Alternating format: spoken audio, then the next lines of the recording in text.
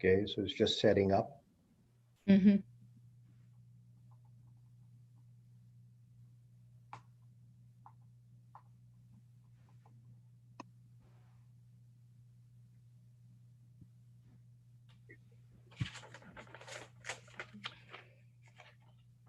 Let's do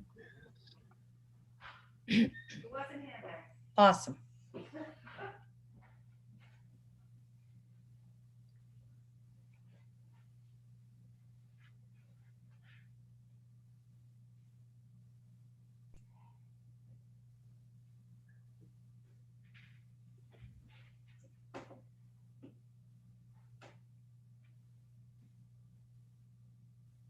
Okay, so we're all set with that. And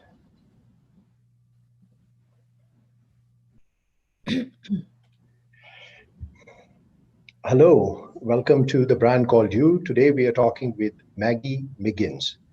Maggee is a lifelong resident of this area. She was born in South Orange, raised in Maplewood, and has been living in Melbourne Short Hills for well over 20 years with her husband and two children. She was educated at Fairleigh Dickinson University. She runs her own real estate broker associate business since 1995 in Melbourne Short Hills. Mm-hmm. She's a member of the New Jersey Realtors Legislative Committee, president of the Melbourne Township Beautification League, a founding member of her church stewardship committee, a founding member of United Way Short Hills chapter of Women in Leadership, and Cultural Engagement, Diversity, and Arts Committee. Welcome, and thank you for taking the time, Maggee. Oh, it's my pleasure. Thank you, Sandeep. Let's start by getting to know you a little bit more. You have pretty much lived around this part of the state and country for all your life.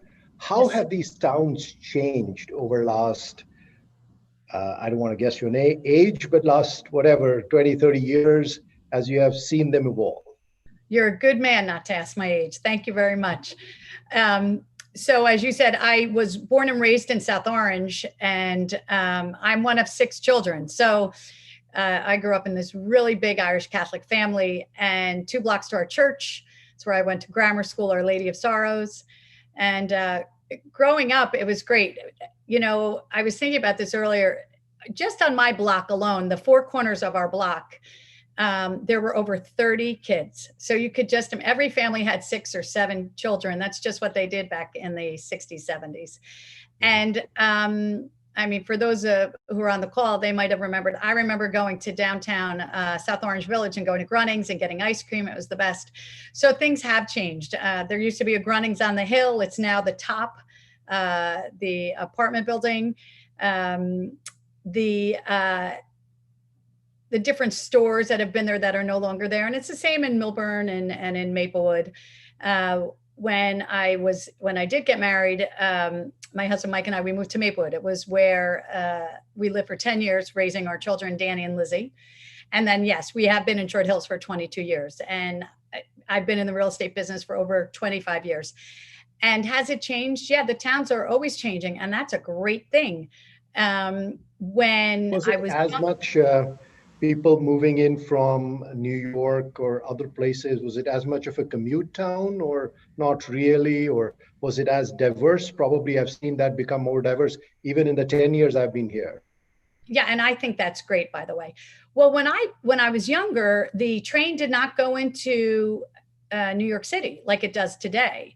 And so the minute that happened, boom, property values went up. People coming out from the city wanted a little bit of the suburbs, a backyard, a place to raise their children, find schools, but still the easy access back into New York City. So when I was younger, no, you didn't go into the Marston, Essex.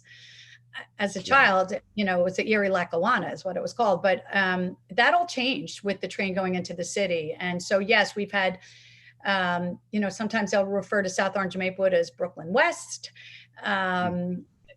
You know, and what we would see and what I'm seeing, which I absolutely love, is I've been in the real estate industry for 25 years. I'm starting to see the children that grew up in these towns coming back to raise their own families in these towns. And I think that's amazing. That really, that makes my heart swell. So your real estate business, which I saw you started in 1995, I tell did. us what's the difference between a real estate broker and a broker associate business that you run? So a broker can run their own shop. They can hang their shingle and run their own shop. So, and brokers go to school and go for extra hours to get their broker's license. So that's the difference. Most people stay sales associates. This was just an extra layer of education, and it was that if I ever wished to open my own brokerage office, I could. If so, I am the Maggee Miggins Group at Compass Real Estate. I'm under the umbrella and brand of Compass Real Estate. In fact, I have my own little boutique office right on Chatham Road next to the Short Hills Post Office across from the train station. But our corporate offices are up at the mall at Short Hills in the industrial space. And so that's really the difference. We have a broker up there as well. My broker is Michelle, but I do have my broker's license. Yeah. So it's a business in which several different people work as realtors. Is that what the main difference is? Yeah, so you always have a broker of record within the office, and that's myself. And then Yeah. there are sales associates that work there, and you can be a broker as well and not practice your being a broker. You know there are some Okay. agents that are brokers that Mm. wanted to go for the extra education, but you do need to have a broker's license in order to have established an office. Okay. You also have a long list of activities that you are participating, and I noticed many of them you were a founding member, whether it's the United Way, your church committee, or the Junior League. Several of these that you have started. Tell me a little bit about how do you decide this is something I want to get involved in? What drives you? What is your motivation? What excites you about a project? So I'm going to correct you a little bit, just so you know. I was not a founding member of our stewardship committee, although I'm a member of our stewardship committee Okay. at St. Mhm. Rose.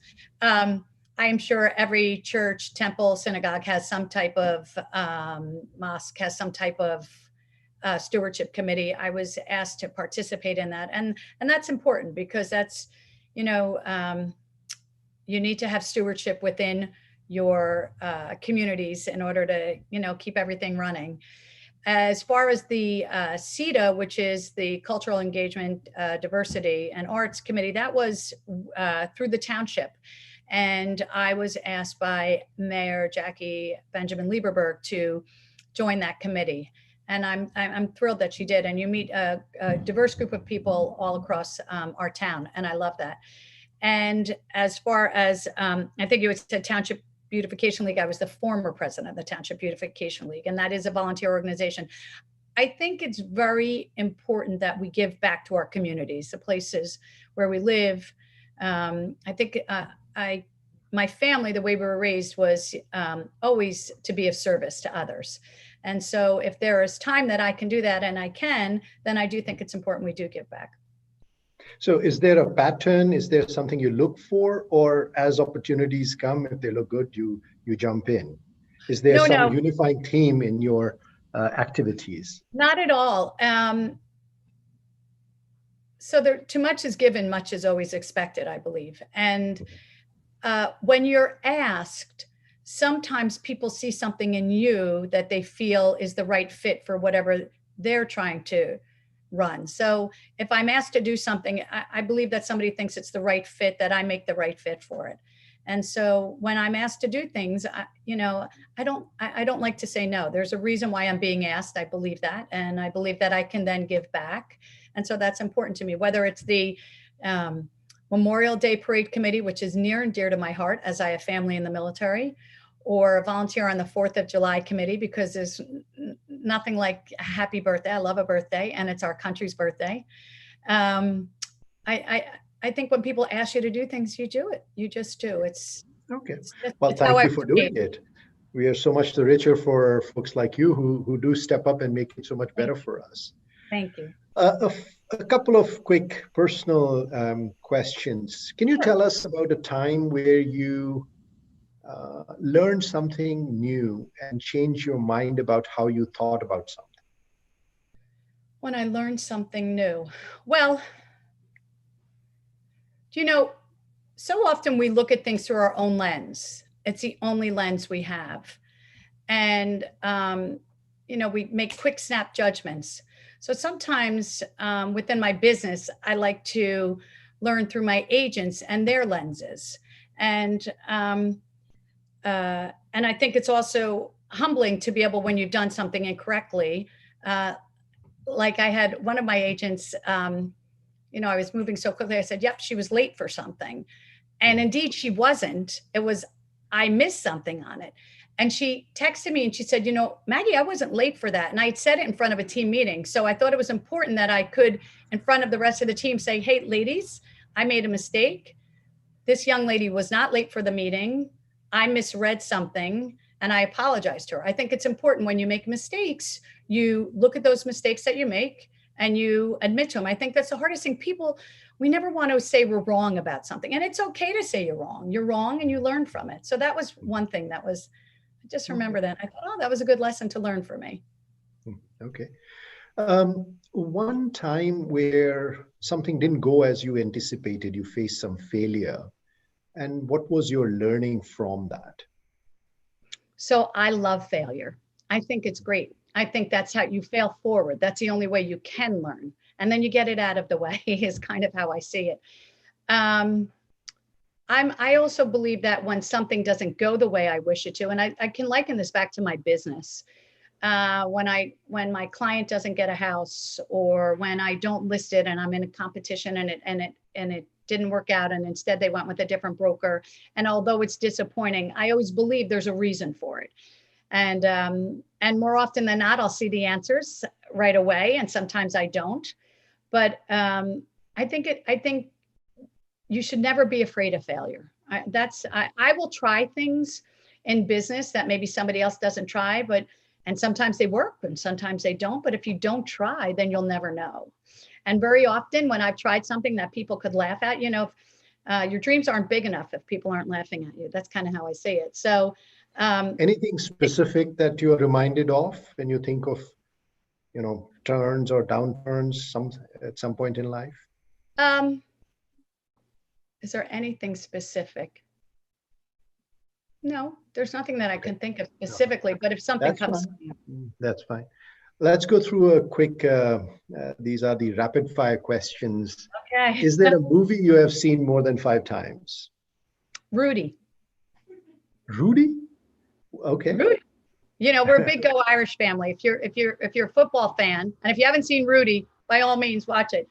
Great. Good recommendation then. Yeah. On my list now. My Irish Catholic background, Rudy, it's all, about a young man who doesn't get into Notre Dame and fights like hell to get into it. And so it's football. I love college football. So, go Irish. Okay, great. Most frequently ordered takeout? Well, I should be eating salads every day and I don't. I would probably say Italian. We just love Italian food. Who doesn't love Italian? It's just so comforting. So, and we really like to frequent all the restaurants in town and all the different towns. Okay. Favorite vacation spot? My favorite, the Jersey Shore. There is nothing like the Jersey Shore. And we go down the shore in New Jersey. Go down the shore. Have you been doing that for a long time? Since you were a kid? Yeah, since I'm a little girl. Point Pleasant. And now Spring Lake, we love it down in Spring Lake. It's just, there's something about the water and the vastness of it. And, I don't know, it's so relaxing. So I love the shore. Yeah. Okay, well, we'll change gears now to the election issues. You are a candidate for the Township Committee. Just to recap for people who may be listening in, there are 5 committee members. Sure. It's a staggered election schedule. There are 2 seats that are open this year, and there are 4 candidates. 2 are on the Democratic ticket and 2 are on the Republican ticket. And each voter is going to vote for 2 candidates from any of the 4 candidates. You're on the Democratic ticket. What attracted you to be on the Democratic ticket? Are you a lifelong Democrat, or? I am a lifelong Democrat. You bet I am. Since I'm 18 years old, I've been a Democrat. I believe that the Democratic Party represents everyone. Everybody's welcome under their tent. And it doesn't matter your color, it doesn't matter your religion, it doesn't matter your sexual orientation. We are all welcome. So that's the party for me and has been since I'm 18 years old. Okay. Now, while this town is a good town to be a Democrat, it voted 75% Democratic in 2016. Oh, wow. And a lot of people think about voting down the party line. Does that, do you feel that the national, Trump versus Biden choice or Keene versus Malinowski choice should directly lead people to your ticket versus your opponent ticket? Or do you think the local issues may be different and people should pay some attention to what's going on at the candidate level? What's your view? Well, that's a really great question. So first of all, if you're running on Trump's ticket, that's all you need to tell me about who you are, because you have an opportunity. If you didn't want to run on Trump's ticket, you could have run on your own ticket. And I just think that says a lot. For me, Malinowski, as an independent, you could have run as an independent. Or you could have run on a different line. You didn't, you just wanted those Republican votes. And I just think it speaks to who you are as a person if you're running with Donald Trump. And I'm running with Joe Biden, and I'm running with Kamala Harris and Tom Malinowski. And just for the things that, Cory Booker, our Black senator. I mean, these are our people. And so I do think it speaks to who you are. And I think Joe Biden's the best. I really do. I'm really looking forward to a victory. And I think with Tom Malinowski as well, he's been fighting in Washington to get us back our SALT deductions, to get us money for the Gateway Tunnel, and, worrying about the people around here. Listen, that man has death threats against him, but by some false advertising done by the Republican Party and Tom Keene. And that's wrong. That's just wrong. These are people's lives. We're to be of service. It's reprehensible as far as I'm concerned. So everything rises and falls on leadership. Everything. Okay. So I did this with the other candidates, and some of the comments that I got were all asking the question that are the Democratic candidates avoiding participating in a debate and going toe to toe on ideas. That's why I asked the question that the importance of your ticket and your ideas is an important one to have that distinction. And by the way, thank you for taking the time. I know it took some time to get this set up, but is there any reason or validity to the question being asked that there is a reluctance to participate in a exchange of ideas or debate? Do you feel that way, or is that just the way it happened? It's just the way it happened. Absolutely not. As a matter of fact, we had a wonderful forum yesterday. We had one with Happy Milburn last week. We also had, from the very beginning, booked dozens and dozens of either meet and greets or Zoom calls. So trying to coordinate 4 different people's schedules was not easy. There is no, I feel very confident in my positions of why I'm running on the township committee. We just couldn't get the dates back together. So I think that was just some type of a red herring that was thrown out there, because we hold our own. Thank you very much. Okay. All right. Now, the first up issue is the affordable housing. And I know there has been a discussion here, so I won't go through simpler questions because this is a dialogue that's been going on. But just to quickly recap, our township needs to have a certain number of requirement that could be as high as 800 to 1600 by 2025.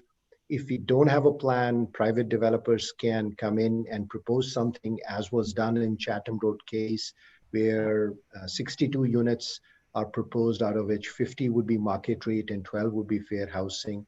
We have filed a plan which gives us protection till 2025. Now, you are a member of New Jersey Realtors Legislative Committee. And there was some discussion that I heard in the Happy Milburn forum about various options. And I heard a talk about giving tax incentives for elderly housing or other conversions of housing from existing, and you did not like that idea much. You felt that that's not a good idea and it would not work here as it might have worked elsewhere, like in Edison. Could you tell us what is about, how would that impact the economics, and why is it better for the town to try to do development? I believe you said that we should partner with for-profit or non-for-profit developers and try to do something in terms of building new housing. How would that work, and why is conversion with some incentives not a good idea? Well, that's a really great question. So first of all, yes, with the Fair Share Housing Group, our township committee is currently negotiating with them on the number of units that have to be built within our town. And we owe units, and where there's future units. So that's where the questions are going back and forth and back and forth. And that's why we are immune from any builder's remedy lawsuits. And those numbers are all over the place. Originally, the town had said we only owed 17. Now they're trying to negotiate between 300 units and 1,600 units. A town like Livingston, which is a third larger and a third more in population, have already built 375 units. They already have on the books. We don't have one. We don't have one. We need to let that sink in. So we do need to figure out how many units we owe. The reason why I was against there are 660 apartments in our town. And when they looked at the project in Edison, New Jersey, and I did some research as well, the owners of those units were subsidized anywhere between 65 and 105,000. And don't forget, Edison's a town of 100,000 people, has a highway running through it. And they're just, it's a different town than us. It's just totally different socioeconomically. So you can have an expectation that if we were to do the same thing for the units up here, and that's if the landlords would agree to that, the fees would be much higher. Instead of 65 to 105, it would probably be more like 100 to 150 to 200,000 for one unit that we would, as taxpayers, have to raise taxes to subsidize. Also, you have to make all of those units then DMDA certified. So you'd have to go in and make sure everything was handicap accessible. So again, more added costs. And I just didn't think that was a smart idea. I also didn't think it was a smart idea. They talked about taking homeowners' carriage homes, seizing these carriage homes and turning those into rentals. There's about 10 of them in town. And we don't rent out carriage houses in our town, by the way. It's not allowed. So, you'd have to, change the laws, et cetera. As it is now, if there are carriage houses that don't have plumbing or heat in them, you can't put it in now. So I didn't think that was such a great idea. I think that we have to figure out where it is that we can put these units. We have to figure out what the number is before we're putting the cart before the horse. We could I do believe you can look at the DPW property. I do believe you could turn around and make that into senior housing. 25% of our units, a big chunk of our units then can be eaten up by putting senior housing. And seniors spend a lot of money. They don't tax the school district. They love to go to the arts. The paper mill's right down the street. There's restaurants that would benefit from the seniors. So I think to me that's a win-win, and you could work with a profit or a not-for-profit. You'd hire a consultant for that. You could do a ground lease on the property. There's so many different ways to start chunking away, and big chunks to chunk away at our numbers for the affordable housing. But would the new development always tend to be in mode of 5-1, or is there a way in which, what is attractive potentially about conversion is you get 1-1. You convert one, you meet one requirement, and the number of housing units does not go up. If you create new, I'm wondering, I don't know the answer, can you do it without doing this 5-1 trade-off where for each fair housing unit, you have to allow developers to build 4 or 5 additional units? Is that the only way it works, do you think? Well, first of all, the builders aren't going to build them all at one time, right? Secondly, I will say that I know for a fact that the building on JFK, the Maggee building, which was originally supposed to be ready in the fall, and still isn't ready, probably not till December, January, February. They've got a waiting list for the market rate. And I think that's pretty incredible for them. We have a lot of people in our community, as they're getting older, they're saying, you know what, we want to stay as part of the community. We love where we live, but we just don't need this 5,000 square foot home, or we don't need to have this big half an acre backyard. So they want it, but they want to stay here. So we want to still have that type of housing for people that do want to stay here. Ultimately, at the end of the day, we are required to have our units. We will continue to negotiate, which I think is important. And once we have that, then we can work from there. Again, it doesn't mean they're all going to get built at one time. They wouldn't. I think that's just a lot of fear mongering. Changing gears to Sid, the downtown revitalization plan. Again, to quickly recap, it's something that the existing township committee has proposed, spending $206,000, hiring a full-time executive directors. And there has been a lot of back and forth, specifically the noise I've heard about, or the disagreement I've heard about, is on conflict of interest in the way it was set up, and a lack of a proper plan document or a vision document. Or now, I guess my question for you is, as you have observed this, and actually this is a similar question I have on the social divide part. You said something which caught my attention. You said there should be proper processes and methods for these things.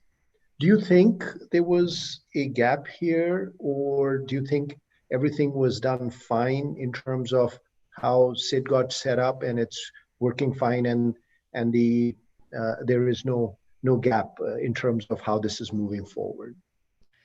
So that's a really interesting question. For me, I know that a vibrant business district is great for property values. It's great for property values. And I would say probably 90% of the people don't even know what SID is in this town. They're more worried about COVID and getting their kids back to school, and you know, making sure that everybody has jobs, and what is this recession going to do to us? So I love that the way the town came together and supported our businesses. You saw that they closed down Main Street. Our township committee was responsible for that. And it had a wonderful effect for not only the part of Main Street that was closed down and for the restaurants and the stores that are there, but it rolled over into other restaurants and other stores throughout the community. So I think that was a great thing that they did.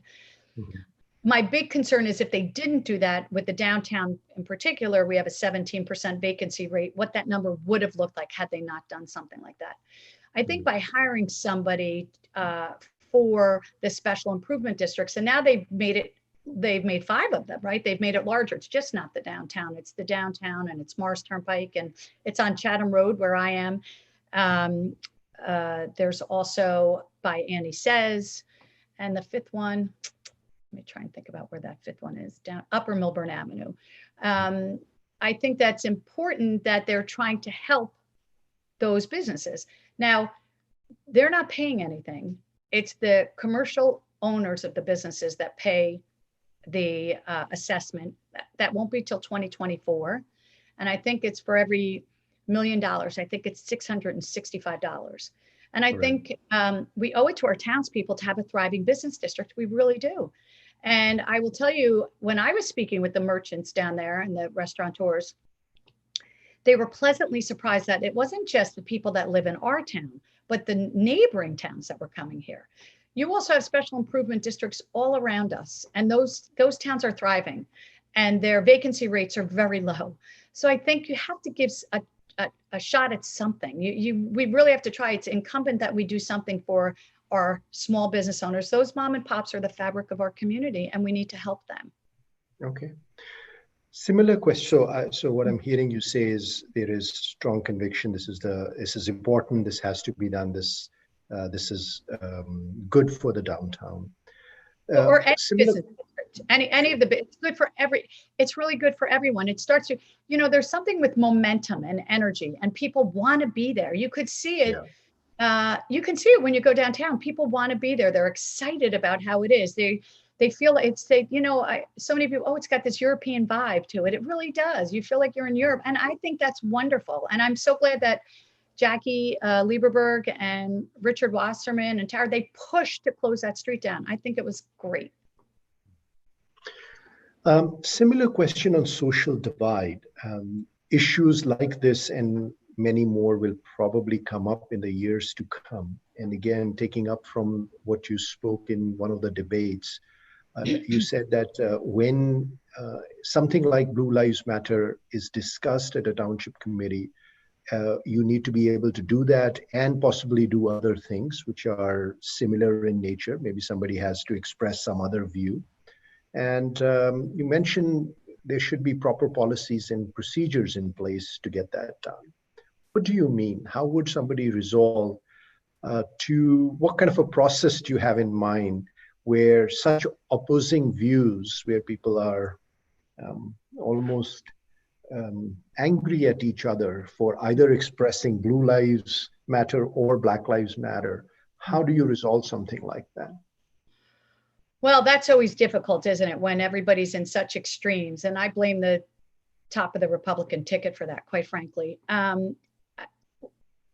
It shouldn't be zero sum all the time. We really, really need to learn to get along, as it were. I think we bring in a diversity committee, and we start with the diversity committee, who then, work with the township committee and create the policies and procedures and guidelines so that we're not forced to, could you imagine if the Proud Boys came in here and wanted to hoist their flag or some type of a Nazi flag? That would be disgraceful. And so I think we have to look at that, and we have to, first of all, I will go on record as saying Black Lives Matter. I think that's really important. I don't believe I ever discussed anything to the contrary.